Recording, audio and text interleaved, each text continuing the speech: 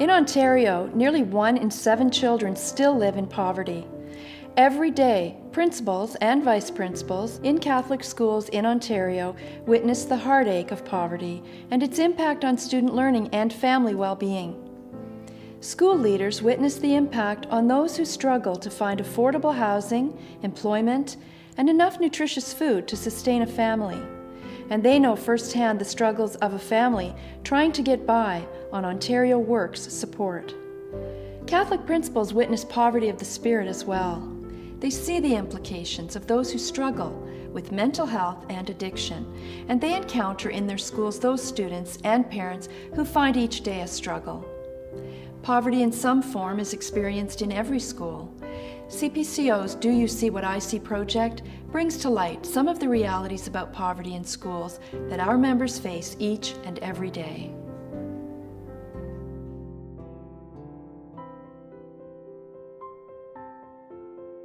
Anyone who has paid a remote amount of attention to the newspapers knows that there is a serious growing income gap in our country that is only now being recognized. It's been around for a long time. There are so many barriers. We know that the middle class is disappearing. We know that it's much easier to get into poverty than it is to get out of poverty. There's poverty of spirit, mind, there's poverty of friends, there's poverty of many things, one of which is money. Most of those families are dealing with a variety of different kinds of poverty. Mental health, resilience is really an issue. I find I have families who have sort of completely lost connection with church and with their own broader family, and they feel very alone in the world. We're really starting to feel it, and we're starting to feel that the needs are only getting greater and greater and greater. Poverty hits us on so many levels. Some of them are refugees. Some of our kids are from parents who are mentally ill. Some of our parents are working in jobs that are just minimum wage. They're working hard. I would say that would be the consistent 80% of our kids live in Toronto community housing. We are an inner city school. Our students, they grow up, they see drugs, they see alcohol abuse, they see prostitution. That is the community that we live in. When we clean up around the schools, we find needles on the ground. In general, our families have a lower level of education, a higher level of illiteracy, and around us, there is a higher level of crime. Looking at poverty in my school, a large high school, is getting to know the story of each and every student. Because unless we know the story of our children and understand where they're coming from and their needs, we'll never be able to address it. Each individual family needs to be treated with respect, and every family will have a story, and we can't make assumptions. There's a child in JK who had a hard time in the classroom.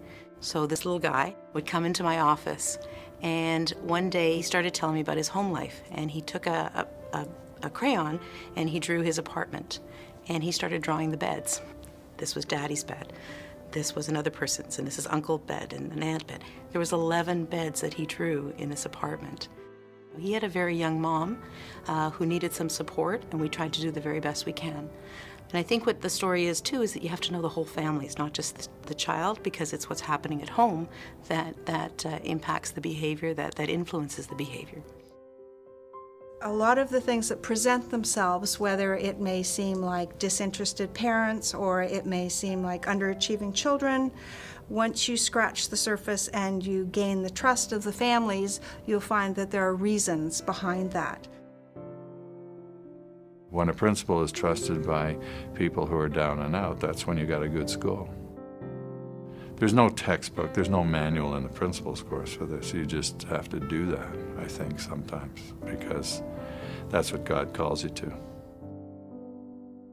Principals have an awful lot of power and privilege, and we can open doors that a lot of families can't open. And if that's part of our job, is using our power and privilege to help level the playing field, that's something that we can do. At the end of the day, what is our role? What is our quest? And it's not just formal education. The biggest challenge and the biggest delight, it's one and the same, and that is building relationships. Building positive relationships between the school and the community and the students and the parents, that is ultimately the most important job. And it's building that sense of community. Once it starts happening, the teachers feel that all of the kids are our kids, the parents feeling that it's our kids, and then the school becomes like a community hub, which is exactly what you want.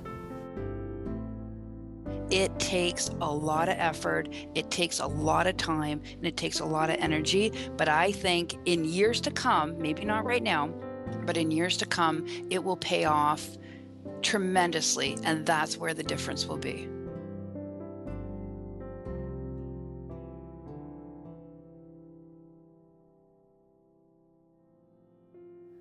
CPCO's Do You See What I See project communicates the lived reality of our members dealing with poverty in their schools. Our hope is to raise provincial awareness of this critical issue and ignite a conversation about next steps for our members, our partners, and our Catholic students. Poverty is not destiny. Let's lessen the impact of poverty together. For more information, please contact the Catholic Principals Council of Ontario.